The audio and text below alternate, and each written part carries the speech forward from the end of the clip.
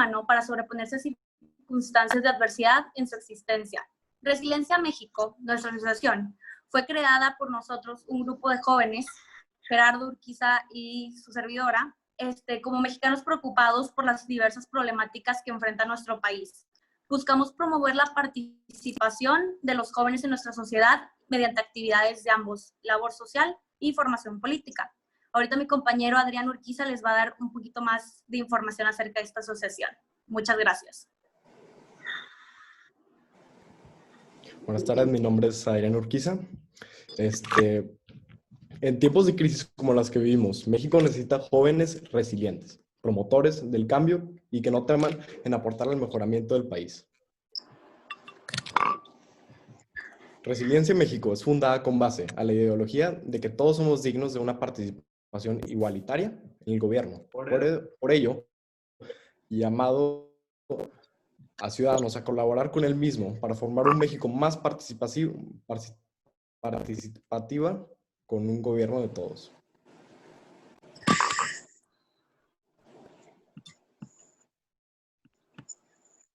A continuación, leeré una semblanza de nuestro conferencista de hoy, Homero Niño de Rivera, que nos hablará de los riesgos del populismo y el rumbo de México.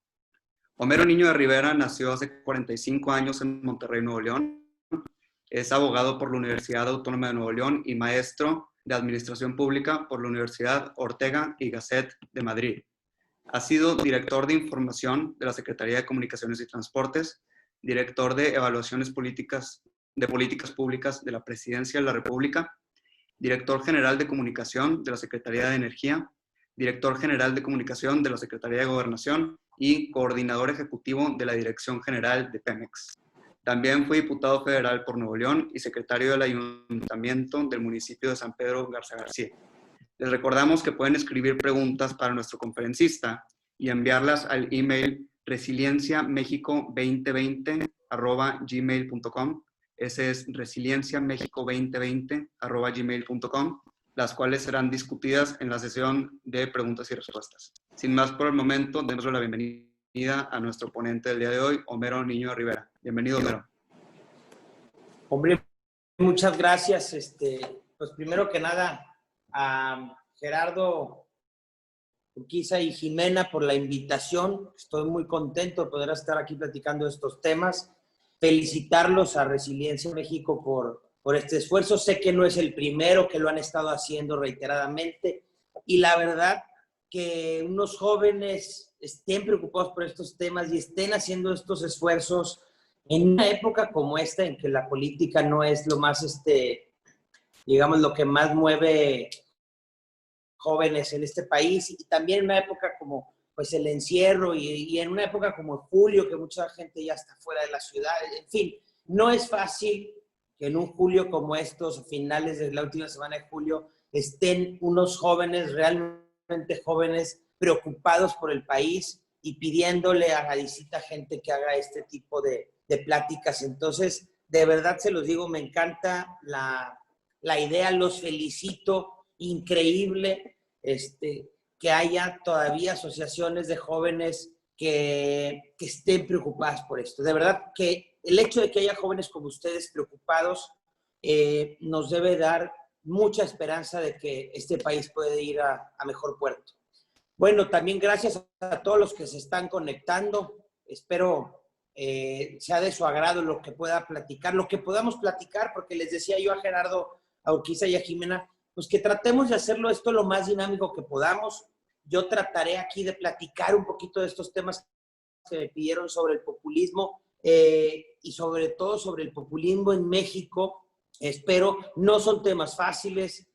A mí me gustaría que fuera, me lo imaginé así cuando pues, unos jóvenes de 18, 19 años me invitan, pues me lo imaginé como si fuera yo a un salón de clases a platicar un rato sobre estos temas. Voy a tratar de ser lo más dinámico y didáctico posible.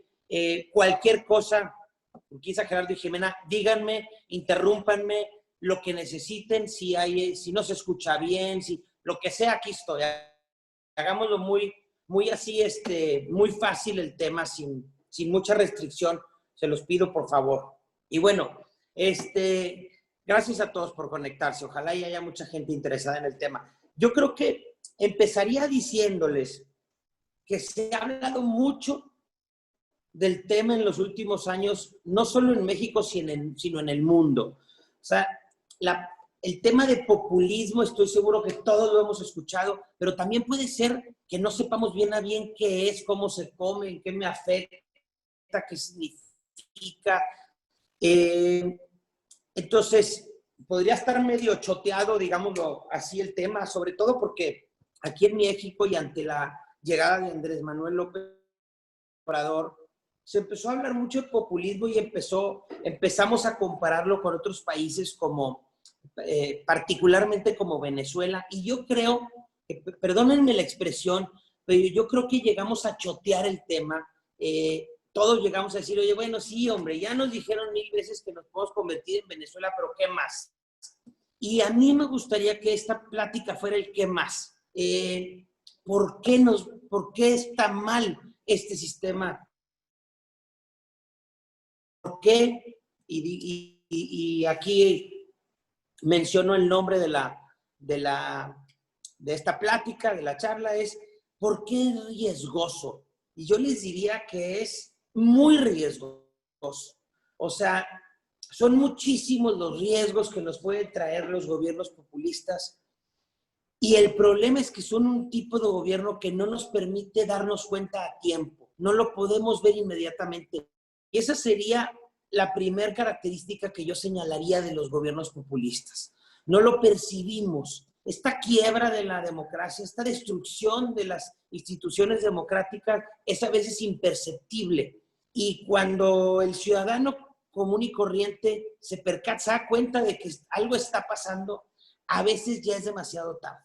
Esto lo menciono porque así ha sido en otros países. Y bueno, la manera de saber cómo nos va con un gobierno así, pues solamente es haciendo política comparada y estudiando lo que ha sucedido en otras partes del mundo. Entonces, la primera característica que les diría es que es un sistema de gobierno que tiene muchos riesgos y que no se percibe inmediatamente. ¿En cuáles sistemas sí se percibe inmediatamente? Para que quede más claro esto.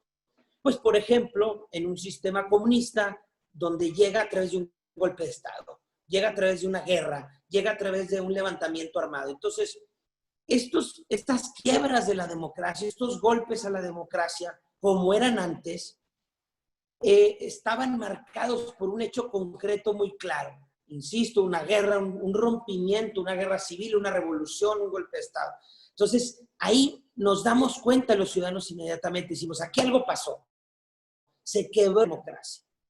Contrario a estas ocasiones, ahora en los gobiernos populistas no es así de perceptible. No hay un punto concreto donde haya esta quiebra. La quiebra, el desgaste, más bien es un desgaste paulatino. Se van desgastando las instituciones, se va interviniendo la economía, se va gobernando de una manera hasta que hay una quiebra democrática. Entonces, no, estos sistemas de gobierno populistas, yo les diría que provienen de la democracia, es decir, son gobiernos electos democráticamente. No son gobiernos que llegan como decíamos ahorita, como nos acostumbraron a llegar los gobiernos comunistas a través de golpes o de guerras. Estos gobiernos populistas en el mundo actual son gobiernos que llegan a través de las urnas, la gente votamos por ellos. Es una característica que también es importante destacar de estos sistemas, porque esto hace que tengan ciertas características diferentes a otros sistemas de gobierno. Yo diría que es más, si quisiera aquí citar, creo que podemos citar, bueno, me gustaría hacer 2 citas en este momento. Una de Mario Vargas Llosa, que dice, Mario Vargas Llosa, como ustedes saben, pues es un premio Nobel de literatura peruano, un gran intelectual de nuestro tiempo, un liberal que ha estudiado muchísimo las democracias y las quiebras democráticas en el mundo. Y lo que nos dice es que ya el enemigo de las democracias no es el comunismo, como fue pues, la segunda mitad prácticamente del siglo pasado. Que hoy el enemigo realmente de la democracia es el populismo. Y cito a unos académicos muy importantes que también han estudiado mucho tiempo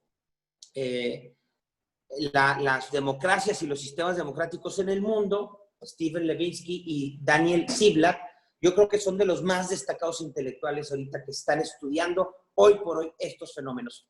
Y ellos también dicen, desde el final de la Guerra Fría, yo les agrego, es decir, desde la caída del muro de Berlín, desde 1889, prácticamente desde que acaba en el mundo el comunismo, las quiebras democráticas las provocaban generales y soldados. Estoy leyendo la cita. Ahora, las quiebras de la democracia las provocan los propios gobiernos electos democráticamente. Entonces, dicen ellos, el retroceso democrático empieza en las urnas. Otra característica de los gobiernos populistas, pues sin duda es que son demagogos. Son demagogos. ¿Qué significa ser demagogo? Demagogo significa que tú puedes prometer cosas sabiendo que son falsas, pero que son muy populares. Digamos, podría ser una definición. Un gobierno demagogo es el que se la pasa diciéndole cosas a los ciudadanos, sabiendo que son falsas, pero como son muy populares, no tienen empacho en decirlas. Y bueno, un gobierno demagogo, un político demagogo como López Obrador, así gana elecciones y así gobierna también.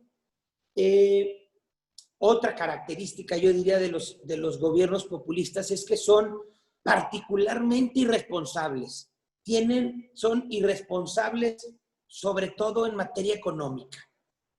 Despilfarran, tiran, regalan, no están pensando sin duda alguna en las próximas generaciones, no son responsables en el manejo del presupuesto público, de la economía de un país, son bastante irresponsables, destruyen los cimientos económicos de un país. No, les diría que casi todos, prácticamente todos los gobiernos populistas terminan con un país en crisis y terminan con un país quebrado.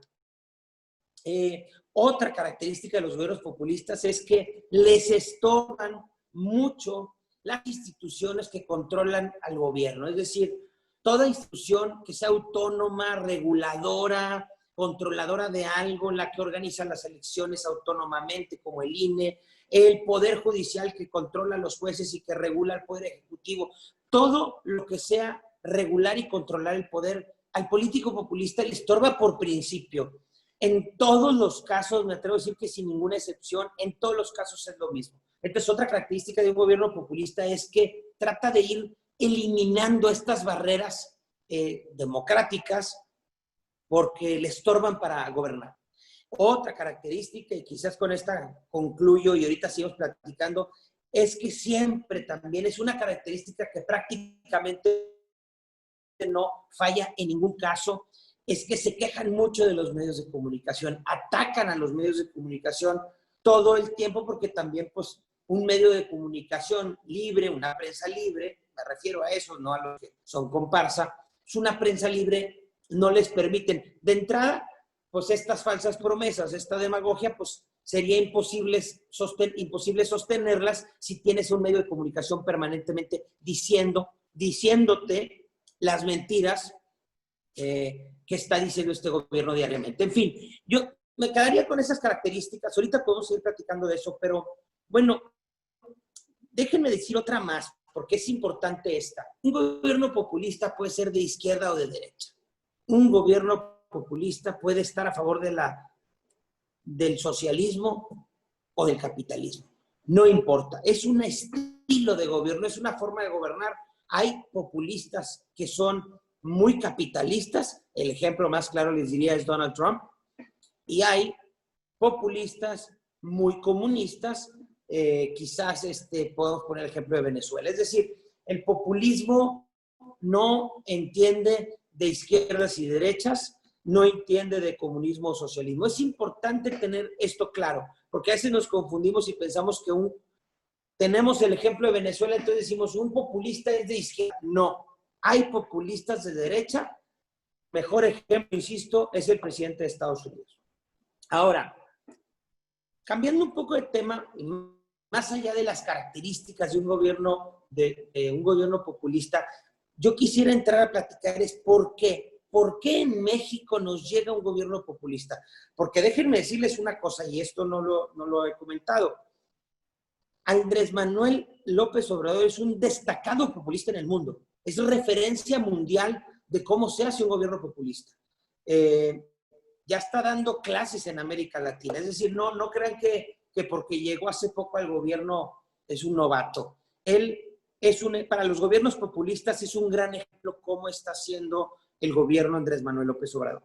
Entonces, ¿por qué llega Andrés Manuel? Y además llega ganando en las urnas abrumadoramente, como todos ustedes saben, y con una popularidad muy grande. ¿Qué había pasado? Y es importante hacer una autocrítica, sobre todo yo que he estado pues, muchos años en un partido político, en el PAN, y trabajando en gobierno y siendo diputado y participando de alguna u otra manera.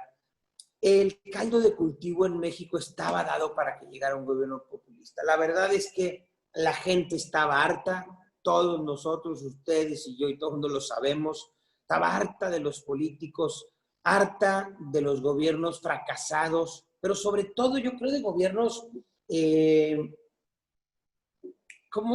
característica podría ponerle? Más allá de un gobierno que no cumple sus expectativas, yo diría, yo diría que gobiernos, no sé si la palabra sea correcta, ya indecentes, vulgares, frívolos, por supuesto, corruptos, pero ya el colmo de todo, ¿no? Y creo que eso que se hizo aquí en México, pues fue caldo de cultivo perfecto para que llegara un gobierno populista como el que tenemos ahora. Sí tenemos culpa los partidos políticos, a mí me gusta mucho recordarles siempre que los partidos políticos estamos conformados por personas, por ciudadanos, por seres humanos, buenos y malos, con menos y mayores capacidades. Todos los partidos políticos se desgastaron, eso sí les diría, en el mundo entero, pero en México mucho más, y fue a partir de muchos errores que cometimos los partidos políticos. Y a partir de esos errores es que estamos pagando todos los ciudadanos esto. Sí, la llegada de López Obrador, la llegada del populismo a México, desgraciadamente se da, creo yo, como un castigo de los ciudadanos a los malos políticos, a los malos gobiernos. Entonces, bueno, pues en México, desgraciadamente, tristemente, sí, ya estaba en las condiciones perfectas para que llegara un gobierno así. Me gustaría platicarles también con un poquito más detalle qué pasa en materia económica con los gobiernos populistas, porque también pasa lo mismo prácticamente en todas partes. Nunca les alcanza el dinero porque permanentemente lo despilfarran. La palabra es irresponsables, absolutamente irresponsables para manejar el dinero. Lo tiran, lo despilfarran, lo regalan, quieren gobernar y controlar elecciones y todo quieren controlarlo a partir de regalar y tirar dinero. Y bueno, pues eso al final de cuentas siempre lo vamos a pagar muy caro los mexicanos, en este caso, las siguientes generaciones sin duda. No hay gobierno que aguante, no hay dinero que alcance en las manos de un político populista irresponsable. No hay dinero que alcance. Entonces, todos los ejemplos terminan igual, terminan con un país quebrado absolutamente, lleno de deudas, con las finanzas públicas hechas un desastre. Entonces, yo les diría, y aquí me gustaría hacer una pausa para decirles que tenemos ejemplos de políticos populistas en México, por supuesto. Creo que los últimos han sido Luis Echeverría y López Portillo. Esos dos, recordar que Echeverría gobernó del 70 al 76 y López Portillo del 76 al 82. Esos 12 años, del 70 al 82, fueron 12 años de gobiernos populistas, despilfarradores, demagogos, irresponsables. Sin duda, dos buenos ejemplos de populismo en México. Por supuesto que no le llegan a Andrés Manuel López Obrador, no eran no eran tan profesionales en materia de populismo, pero sí creo que hay que estudiar un poquito qué le pasó a México en la década de los 70s y principios de los 80s. Y lo que más destacaría yo es que las finanzas fueron un desastre. Hay que preguntarle a la gente que vivimos en aquella época las crisis que había en el 76, en el 82. Prácticamente en el 82 colapsó el país por las finanzas que tenía y fue derivado de 12 años de ser muy irresponsables con el manejo del dinero. Entonces, hay que tener muy claro el gobierno de Echeverría y de López Portillo, aunque a algunos jóvenes, sobre todo a los organizadores, les parezca muy lejos, pero creo que sí es importante tenerlo siempre como referencia, estudiar un poquito qué pasó allá, porque podemos aprender mucho en México de eso. Sin duda, López Obrador es un admirador de Echeverría, un gran admirador de Echeverría, lo copia mucho, y entonces hay que tener mucho cuidado con lo que puede pasar ahí. Y bueno, en materia económica yo les diría, pues muy mala idea que teniendo un gobierno irresponsable económicamente, populista, despilfarrador, pues te llegue una crisis económica como la que tenemos aquí en México, porque pues no, insisto, un gobierno populista pues no administra bien una crisis económica como la que se viene en el mundo y particularmente en México, sobre todo derivado de esta pandemia, del coronavirus, etc. Entonces, oigan, chavos, les recuerdo que en cualquier momento, por favor, interrúmpanme, corríjanme, pregúntenme. Yo sé que las preguntas y respuestas vienen al final, pero a los organizadores les digo que en cualquier momento, con toda confianza, no quiero aquí parecer aburrirles y de repente que estén todos ahí dormidos y yo ni cuenta. Quisiera decirles que les voy a recomendar algunos libros. Vale la pena, anoté aquí recomendarles algunos libros y me los traje porque ojalá puedan de repente echarle ojo. Creo que leer buenos libros sobre estos temas nos pueden ilustrar muchísimo y nos pueden dar una muy buena guía. Hay muy buenos libros de mexicanos y de extranjeros que estudian y tratan este fenómeno del populismo. Déjenme platicarles rápido. A ver, Enrique Krause, historiador destacadísimo, intelectual mexicano, yo creo que Enrique Krause les diría que es el gran intelectual de la transición a la democracia en México. Enrique Krause tiene un par de libros que yo les recomendaría muchísimo. Aquí lo voy a mostrar. Que se llama Del desencanto al mesianismo.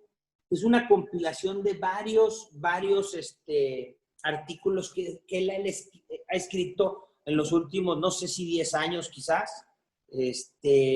más. Pero es muy interesante echarle una ojeada porque él va platicando un poco lo que puede pasar, estudió a otros populistas del mundo, habló de los riesgos que podríamos tener al dejar entrar el populismo en México. Entonces vale la pena leer este libro, Enrique Krause. Y también de Enrique Krause les recomiendo muchísimo, se van a divertir mucho, Enrique Krause estudió mucho a Hugo Chávez, se llama El poder y el delirio, se lo recomiendo muchísimo también de Enrique Krause, vale la pena, El poder y el delirio. Les recomiendo también Moisés Naim. Moisés Naim es un intelectual académico venezolano, exiliado de Venezuela, por supuesto, desde que llegó Hugo Chávez al poder hace más de 20 años. Vive en Estados Unidos, es un gran intelectual, escritor, periodista, académico, es destacadísimo, pero es de los que más ha estudiado el fenómeno del populismo en el mundo, particularmente en Venezuela. Perdón que la referencia a Venezuela es innegable porque es Venezuela, por supuesto, que el gran ejemplo de gobierno populista en el mundo entero. Si quieres tener una referencia correcta de cómo es, hay que estudiar a Venezuela para saber cómo funciona, porque lo han hecho, pero bueno, a la perfección el tema de un gobierno irresponsable y populista. Este es más fácil que se lo echen porque es una novela también de Moisés Naim que se llama Dos espías en Caracas y prácticamente cuenta la historia del gobierno, la llegada al poder de Hugo Chávez. Perdón, que me entretenga con esto, pero vale la pena. Si alguien tiene una duda, al rato me pregunta. Este libro vale mucho la pena también, porque también Álvaro Vargas Llosa, el hijo de Mario Vargas Llosa, hace una compilación de varios textos de mucha gente y se llama El estallido del populismo. Aquí, el libro, la primer línea del libro es la que les cité hace rato, donde Mario Vargas Llosa dice que el comunismo ya no es el principal enemigo de la democracia en el mundo, sino que ahora es el populismo. Y el que les decía hace rato, que me voy a detener en este libro bastante para platicar unos minutos de él, porque hay una cosa muy interesante de este libro. Este libro, que ha sido muy popular entre los estudiosos de este tema en el mundo, como un par de años, quizás 3 años, este libro lo escribieron 2 grandes académicos de Harvard, que se dedican a estudiar los sistemas políticos del mundo. Se llama Steven Levinsky y Daniel Ziblatt. ¿Cómo mueren las democracias? Les voy a decir por qué es muy interesante este libro. Y quisiera platicar un poquito y saqué algunas citas, si me permiten, porque nos va a dar mucha idea. Fíjense.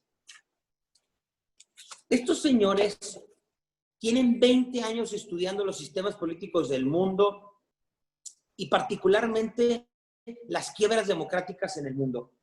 Y después de estudiar tantos años, escriben este libro, y este libro lo escribieron más o menos 1 año antes de que Andrés Manuel López Obrador fuera presidente. Ojo con esto. El libro se publicó y salió a la venta 1 año antes de que empezara a gobernar López Obrador. Y quisiera dedicarle unos pequeños minutos a leerles algunas cosas del libro, porque es impresionante. No me lo van a creer, pero si no les he explicado esta introducción, ustedes hubieran jurado que el libro está describiendo a López Obrador. Pues no. El libro se terminó de escribir mucho tiempo antes que Andrés Manuel fuera siquiera candidato. Déjenme leerles algunas cosas para que vean cómo estos intelectuales describen a los gobiernos populistas. No están hablando de ningún gobierno en particular. Están describiendo a los gobiernos populistas. Me voy a permitir leerlo.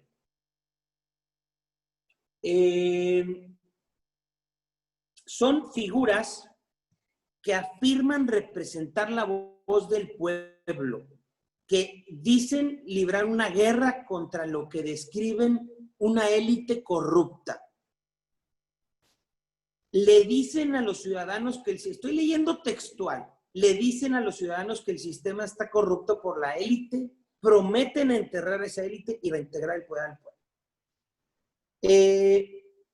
Es posible que incluso vendan a la población como medidas para combatir la corrupción, el debilitamiento de las instituciones. Es decir, dicen, con la excusa de combatir la corrupción, van a querer debilitar a los jueces, al Instituto Nacional Electoral, a los órganos reguladores, al Banco de México.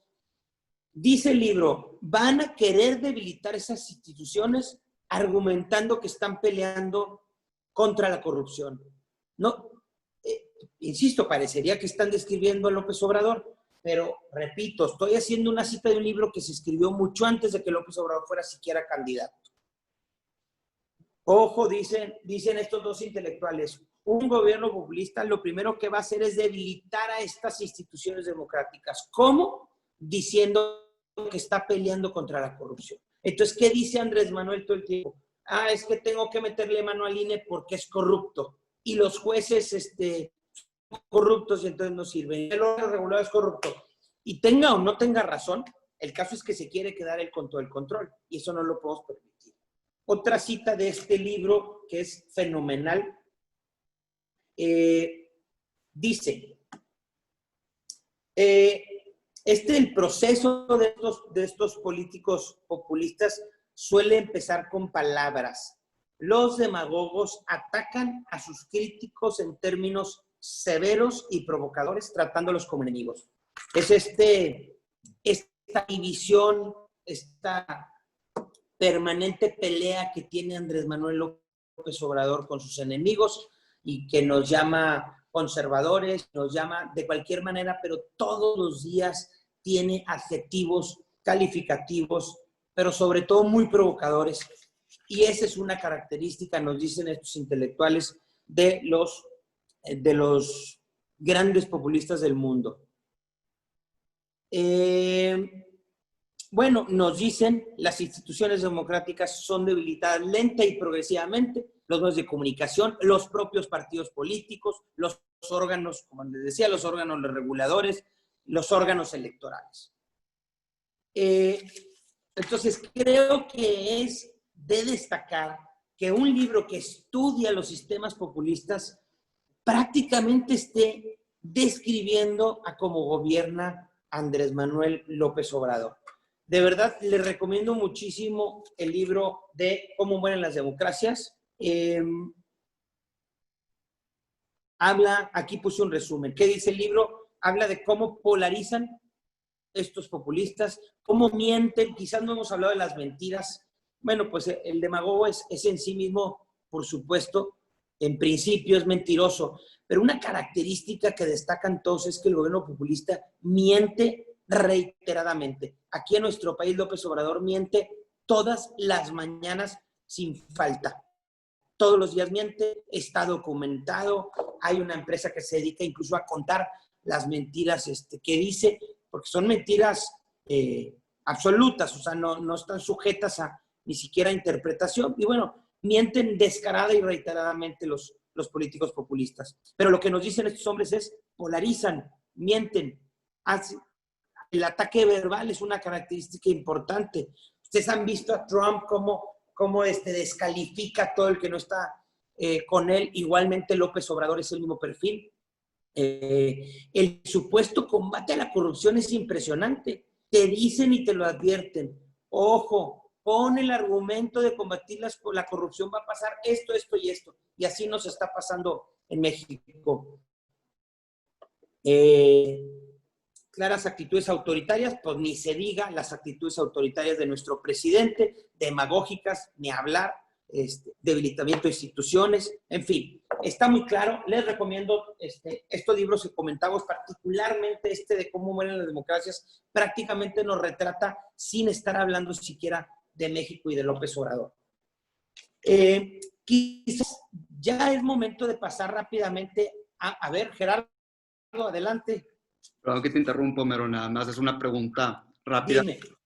Ahorita que estamos hablando de lo de los libros y los términos generales, una pregunta sería, por ejemplo, ahorita, en la actualidad, la realidad es que la oposición no tiene una mayoría en el Congreso, ni en la Cámara Alta, ni en la Cámara Baja. Con tu criterio, o sea, con lo que nos estás diciendo de los libros, ¿cuándo dirías tú el Poder Ejecutivo se está metiendo mucho con las funciones del Poder Legislativo? Y de igual manera, ¿qué se puede hacer al respecto? ¿Cómo podemos proteger al Congreso y salvaguardar las funciones con las que se fundó? Perfecto. Mira, me gusta mucho tu pregunta porque lo siguiente que ya les iba a comentar es, bueno, dicho todo esto, ¿qué hacer? ¿No? ¿Qué hacemos? Ya nos contaste, sí, pues es peligrosísimo y es súper riesgoso y no nos damos cuenta y son irresponsables y quiebran a los países y desdibujan la democracia, en fin. Bueno, ¿y qué hacemos? Creo que sería la siguiente pregunta. Y en esta va la pregunta que tú me acabas de hacer, Gerardo. ¿Qué hacer? Primero que nada, contestando la pregunta, particularmente, Gerardo, les diría, estamos a un año de elecciones muy importantes en México. Históricas, precisamente por en donde nos encontramos. Dentro de un año vamos a elegir a 14 gobernadores del país. Prácticamente la mitad de los gobernadores del país los vamos a elegir, incluyendo obviamente el de Nuevo León. Vamos a elegir a miles de diputados locales en todo el país. Vamos a elegir a miles de alcaldes en todo el país. Y vamos a elegir a 500 diputados federales, que es toda la Cámara de Diputados completa. El próximo año, en junio del 21, se renueva la Cámara de Diputados.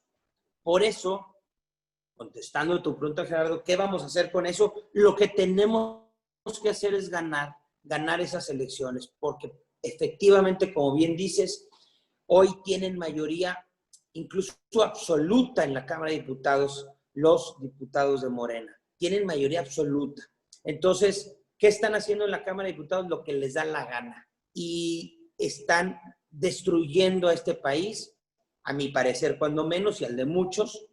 Y una manera de detenerlos es que no vuelvan a ganar la Cámara de Diputados. ¿Qué tenemos que hacer? Trabajar desde ahorita, sobre todo los políticos de oposición, ponernos a trabajar, porque en un año tenemos elecciones. Pero no solo la Cámara de Diputados puede contener y puede hacer esta oposición al gobierno, también los gobernadores, y lo hemos visto. ¿Quién está haciendo una gran oposición? Pues los gobernadores de oposición, no sé si han visto que se reúnen todas las semanas y se juntan, y el de Nuevo León, y el de Tamaulipas, y el de Coahuila, y el de Michoacán, y el de Jalisco, y el de Chihuahua, y Querétaro, se juntan, pues prácticamente, no traigo el dato si son 12, 13 gobernadores, pero los gobernadores también le pueden hacer una contención al gobierno federal. Entonces, ¿qué hay que hacer? Tener más gobernadores y tener más diputados de oposición para que le hagan frente a este gobierno. Efectivamente, es muy difícil de tener algo en la Cámara de Diputados hoy, porque así está la conformación. Ganó Morena la Cámara de Diputados y lo ganó por mucho. Entonces, es muy complicado. Se ha hecho el esfuerzo, creo. Yo sé que se dice que no hay oposición, pero la verdad es que yo creo que sí la hay, pero parece que no la hay. Y creo que ha habido oposición en el Congreso con lo que se puede. Ha habido oposición en el Senado, ha habido oposición con los gobernadores. Yo creo que ha habido oposición con las cámaras empresariales, con organismos ciudadanos, en fin, creo que ahí va. Lo que no vemos es una figura visible de oposición, eso es otra cosa. Como que no vemos persona que esté encabezando esto. Y yo lo que contesto es, pues no tendríamos por qué verla ahorita. No hay y no tiene por qué haberla. Lo que tendría que haber es partidos políticos de oposición, gobernadores, cámaras, organismos ciudadanos, diputados, alcaldes de oposición. Y creo que sí los hay. Entonces, conforme avance esto y se acerquen las elecciones, yo creo que vamos a ir bien, va a ser mucho más visible esta oposición que hay a López Obrador. Entonces, ¿qué hay que hacer? Gerardo, ganar las elecciones para los que estamos en la oposición. Eso es lo que hay que hacer, porque hoy por hoy y de aquí al próximo año van a seguir teniendo esa cantidad de diputados. Ahora, ¿cómo ganar esas elecciones? Si me permites, porque quizás es parte de la respuesta a tu pregunta. Yo sí creo, yo en lo personal creo que la manera de combatir a estos gobiernos es haciendo alianzas desde la oposición, construyendo alianzas muy fuertes, frentes opositores. Eso ha existido en la historia del mundo y ha funcionado. Yo creo también mucho en los gobiernos de coalición y creo que el país está preparado, en Nuevo León estamos preparados para poder hacer un intento y construir un gobierno de coalición. ¿A qué me refiero con esto? Esto, ahora sí que acá entre nos se los platico, ni siquiera es una propuesta de mi partido, pero oye, ya tratamos con el PRI, ya tratamos con el PAN, ya tratamos con un independiente y la gente dice y seguimos cada vez peor. ¿Por qué? ¿Por qué no tratamos con un gobierno de coalición? Es decir, que todos nos pongamos de acuerdo, menos Morena, pero que nos pongamos de acuerdo los partidos de oposición, las cámaras, los sindicatos, los organismos ciudadanos, las universidades, todo el que quiera participar en este frente, pero que sea un frente no solo para ganar las elecciones, sino también para ganar. Un frente que le permita gobernar a todos. Yo creo que es un ejercicio que podemos hacer. Una figura que sea el candidato a la gobernatura, está bien que sea la figura, pero que atrás de él venga un amplio gobierno de coalición y quizás nos puede servir también no solo en Nuevo León, sino eventualmente en México. Entonces, alianzas, frentes opositores, gobiernos de coalición. Yo creo que, espero que a los partidos de oposición les haya servido mucho todas estas derrotas y todo este desgaste que han tenido y que hemos tenido en México y en Nuevo León y en todos lados. Prácticamente todos hemos perdido cosas. Y yo creo que eso a los partidos les hace bien, que se den cuenta de los errores, que asuman esos errores, que se corrijan los errores. Me gusta mucho esta frase del mismo libro de cómo mueren las democracias. Déjenme leérselas. Dice, proteger la democracia, estoy leyendo, exige algo más que indignación. Proteger la democracia exige valentía. Entonces yo creo que yo sí les vendaría este mensaje. No es suficiente con indignarnos. No es suficiente con decir, ya estamos.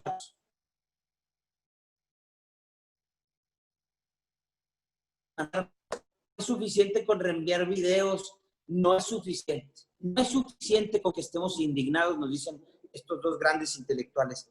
Para proteger la democracia necesitamos valentía.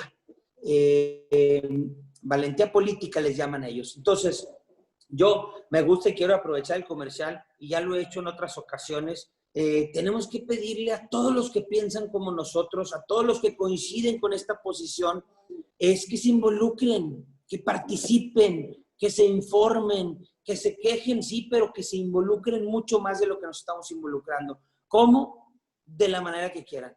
Participando en la colonia, en la asociación del colegio, armando una asociación juvenil, como muy bien lo hicieron ustedes, están involucrándose, metiéndose un partido político, siendo candidatos independientes, no sé, hay mil maneras de involucrarte, pero tenemos que involucrarnos, porque la manera de involucrarnos no es quedarnos en nuestra casa y agarrar nuestro teléfono y reenviar memes. Hay que involucrarnos mucho para poder detener a esto que se nos viene ya desde hace casi 2 años en México y es muy peligroso. Quisiera concluir diciéndoles, sí hay mucho riesgo.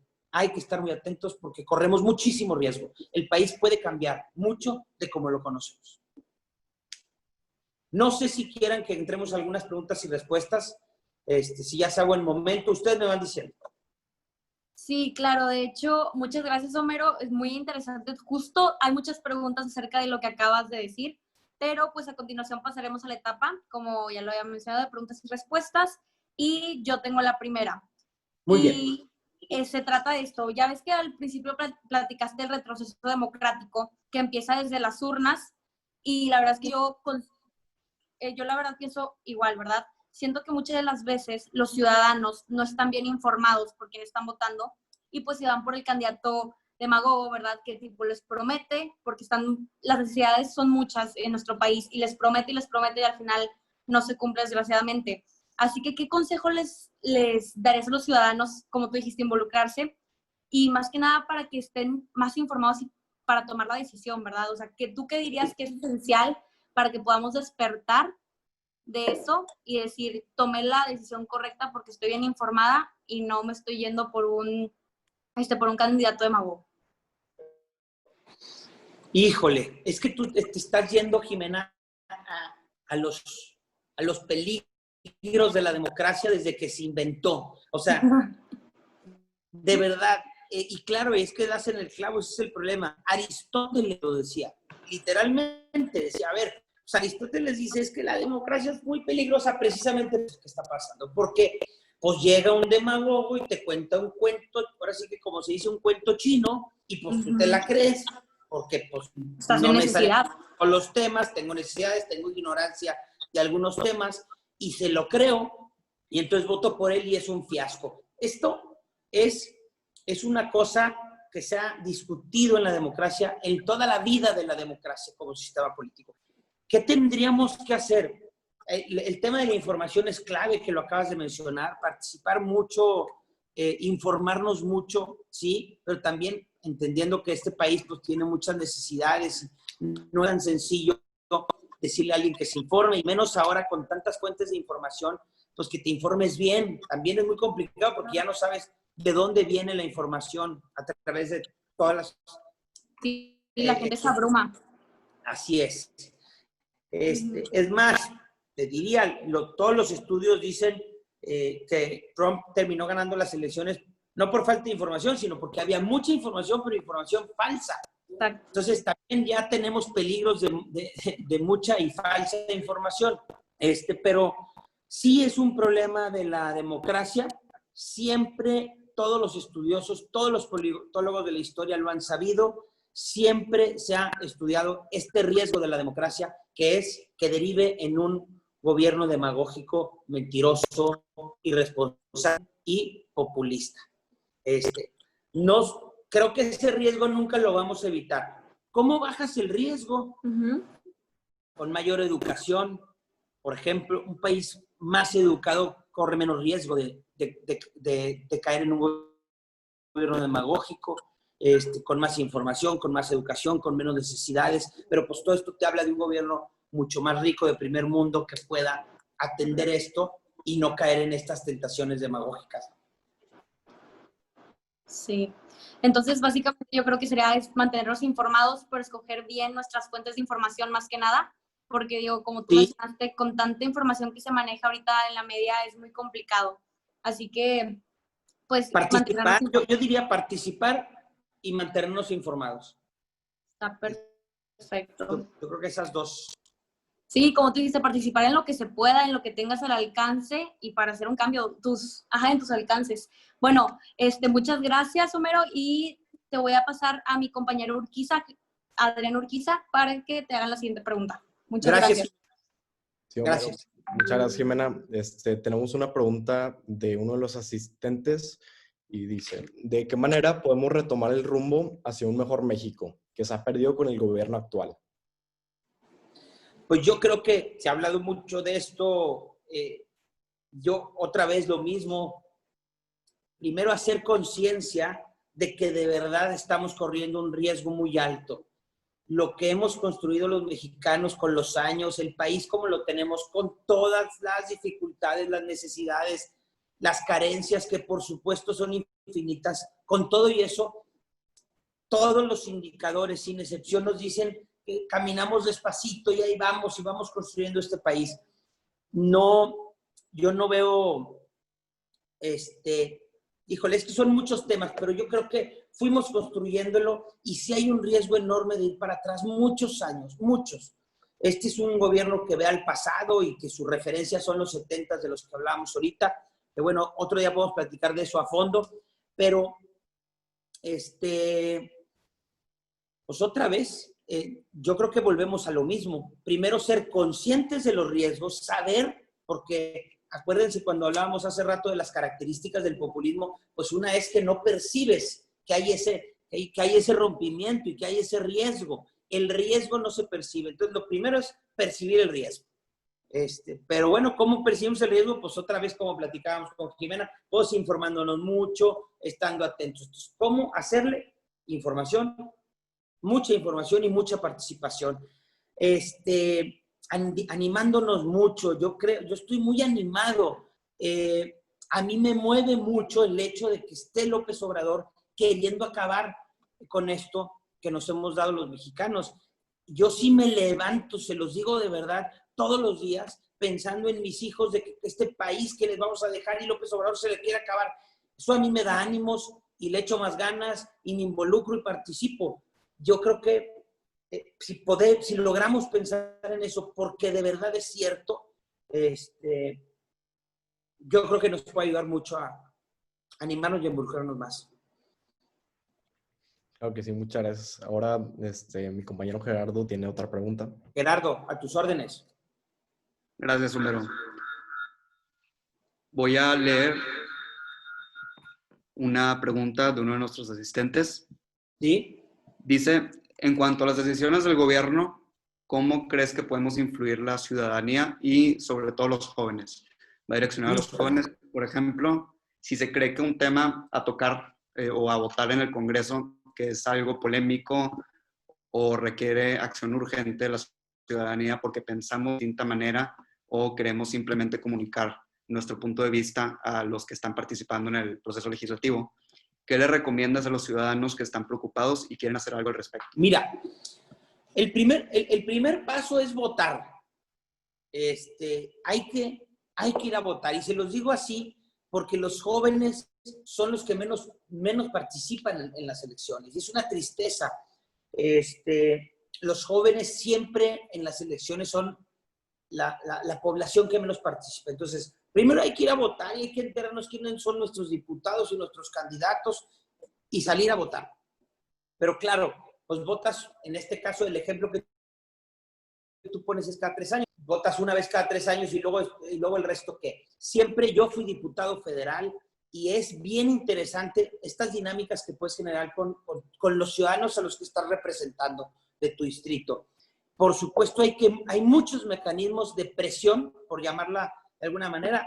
Ahora sí que presión en el buen sentido, pero sí puede haber mucha, y la hay, mucha comunicación entre el diputado federal y los ciudadanos a los que está representando. Y les aseguro que los diputados van a tratar de atender estas solicitudes. O sea, es muy sensible para un diputado lo que está pasando en la calle y en tu distrito. Sin duda, se los aseguro, de cualquier partido político. ¿Por qué? Pues porque el diputado quiere hacer bien las cosas, pues porque quiere seguir dedicándose a eso, porque quiere volver a ser diputado, o sea, esta carrera política y carrera legislativa sirve, porque el diputado se preocupa por esto. O bueno, la mayoría, digamos, o así debería ser. Pero yo sí he visto a diputados muy preocupados en la Cámara de Diputados porque traen presión de la gente de su distrito. Entonces sí funciona, Gerardo. Yo creo que hay 1000 mecanismos, ya es tan transparente, desde agarrar el teléfono y hablar a la oficina del diputado, que el teléfono está en internet,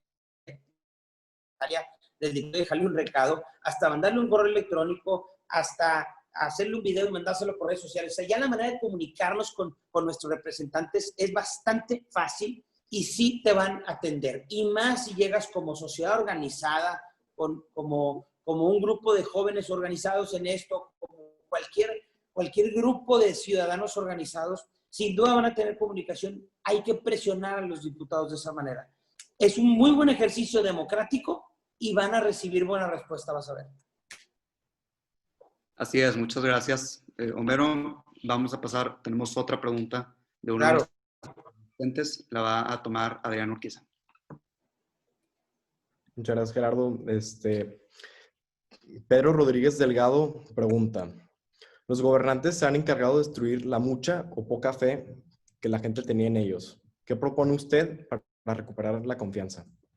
Bueno, pues coincido, perdón, no me acuerdo qué nombre dijiste, pero coincido con la persona. Lo acabo de mencionar hace un ratito. Sin duda, los culpables hemos sido los políticos y los partidos políticos, que algo hemos hecho mal para que esté la gente así. No tengo la menor duda. La única buena cosa que veo de todo esto es que los partidos se pongan las pilas, escojan mejor a sus candidatos, capaciten a sus jóvenes, en fin. ¿Qué podemos hacer?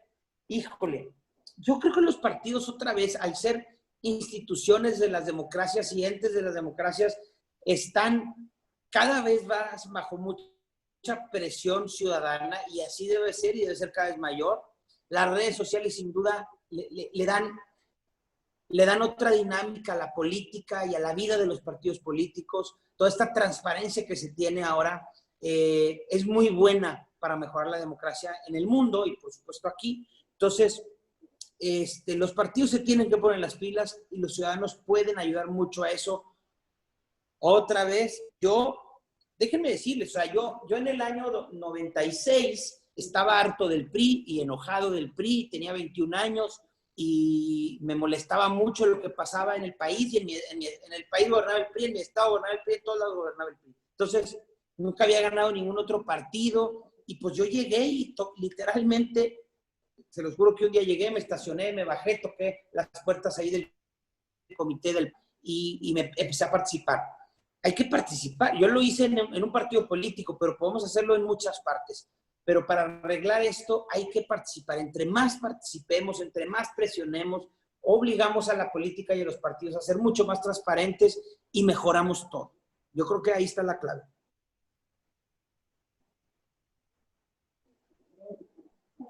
Claro que sí, muchas gracias. Ahora tenemos otra pregunta. Jimena. Muchas gracias, Urquiza. Bueno, esta es la última pregunta, María, ya para concluir, y la hizo uno de nuestros viewers. Dice, ¿usted cree que las redes sociales han provocado que gobiernos, incluso demócratas, tengan actitudes populistas para ganar la simpatía de la población? Pues muy buena pregunta. Pues sí, sin duda. Yo creo que todos los gobiernos... Y fíjate cómo fraccionó la pregunta. Pues claro, pues es que demócratas porque se someten a la democracia, se someten a las urnas, son electos, pero terminan siendo demagogos. No creo que sea culpa, no es culpa de que haya redes que se hayan convertido en demagogos. Más bien, eran demagogos y aprovecharon las redes sociales para difundir su mensaje. Y entonces es muy potente el mensaje ahora de un gobierno populista o de un demagogo, pues porque tiene las redes sociales. Es decir, si tú quieres salir a decir una barbaridad, pues con un medio de comunicación quizás tiene más limitaciones, pero ante la libertad de las redes, el mensaje se difunde mucho. Hace rato que pasaba. Entonces la respuesta es sí creo, sí se han aprovechado las redes sociales, como todo medio de comunicación masivo, tiene cosas buenas y cosas malas. Hay que aprovechar las buenas y hay que cuidarnos mucho de las malas. A ver qué día nos echamos una plática de redes sociales con alguien que sepa, pues. Estaría fabuloso, ¿no? Sí, como tú dices, hay que cuidar la información que consumimos, ¿verdad? Que sea muy, muy bien elegida. Y yo creo que con eso concluimos nuestras preguntas y le voy a dar la palabra a mi compañero Urquiza. Muchas gracias, Jimena, y pues por supuesto muchas gracias, Homero, por esta plática. Nada más les recuerdo a todos, seguimos en nuestra cuenta Instagram, en la que estamos como Resiliencia-México, donde subiremos más actividades pronto, como quiera después lo pondremos y les cedo el uso de la palabra a Gerardo y a Jimena para concluir. Bueno, muchas gracias, Adrián. Como dijo, invitamos a seguirnos en redes sociales. Como les comentábamos al inicio de esta conferencia, Resiliencia México es una organización que busca involucrar a jóvenes en las decisiones del gobierno, buscando brindarle oportunidades a los ciudadanos para participar activamente en el proceso de mejoramiento de nuestro país. Resiliencia México buscará formar un México más participativo, en el que todos los ciudadanos puedan dar su opinión respecto a los temas que debate su gobierno y las decisiones que toma este. Los invitamos a mantenerse atentos a nuestras redes sociales, en las que pronto anunciaremos nuevos proyectos en los que esperamos verlos. El proyecto apenas comienza y hay un largo camino por recorrer hacia esa meta que se plantea Resiliencia México. Jimena. Con esto concluimos nuestra conferencia del día de hoy y esperamos que haya sido de su agrado y agradecemos a Homero y a su equipo por esta oportunidad y esperamos verlos a todos en futuras actividades de Resiliencia México y buenas noches a todos. Gracias por la invitación, de verdad, a los tres, Jimena, Urquiza, Gerardo. Estoy profundamente agradecido y además agradecido con la gente que se conectó. No puedo dejar de destacar que en un martes de finales de pandemia, de lluvias en Monterrey, parece medio frío y que alguien esté conectado y que pueda estar conectado a estas redes sociales hablando de populismo, pues me anima mucho a seguir por este camino. Es que mil gracias a ustedes tres y a todos los que se conectaron. Encantado siempre. Gracias. A ustedes, muchas gracias a todos por estar aquí con nosotros y esperamos verlos en futuras actividades. Muchas gracias, Gracias Homero. a todos. Bye.